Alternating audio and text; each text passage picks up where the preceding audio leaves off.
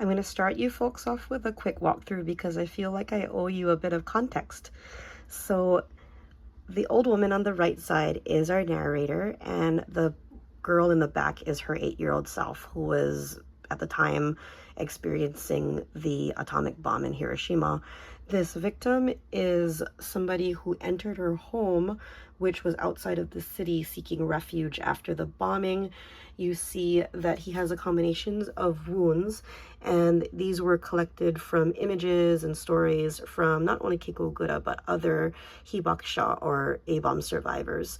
And what we're seeing here is actually kimono fabric that got imprinted or burned into the skin due to the A-bomb, and then other wounds that I used referencing the special effects makeup that I practiced with, and of course the skeletal hand referencing the what Kikogura saw when people arrived and their flesh was literally falling off their bones.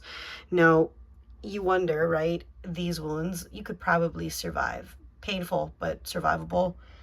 It's the skeletal hand that tells you that this person is not going to survive.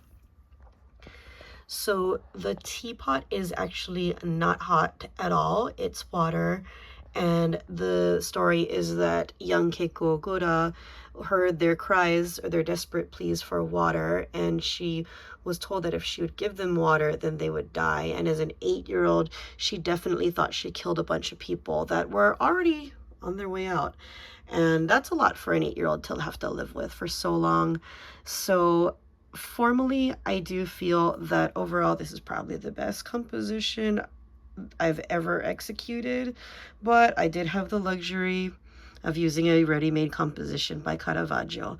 Now, I did my best to apply techniques such as his chiaroscuro. That was really hard. I did my best. I tried to bring in a little bit more flesh tones and highlights in parts of the face, hands, and of course in this wounded victim I tried to make complex colors happen, like in this hand. I really tried to lean into the folds of the fabric like how he did in the original,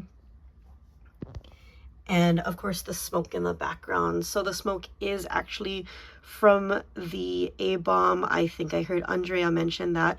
That is correct.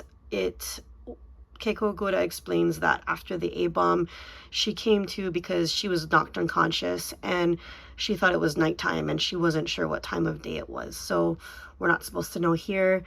Although for environmental context, I did hear that there should be a little bit more, and I totally agree. I was looking up some images for shoji doors to put on the areas around the smoke coming in, so it would look like it was coming in from the outside. I just didn't feel confident with the time I had to be rendering it.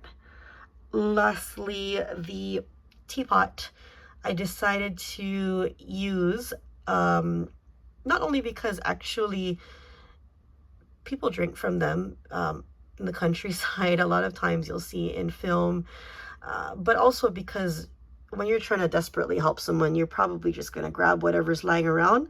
So I chose something with a little bit of cultural context and something that was bigger than a cup, so it would hold more compositional presence.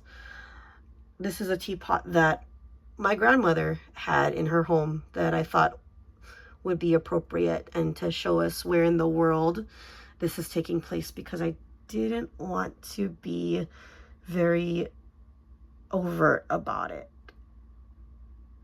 in terms of I didn't want to make it overly Japanese.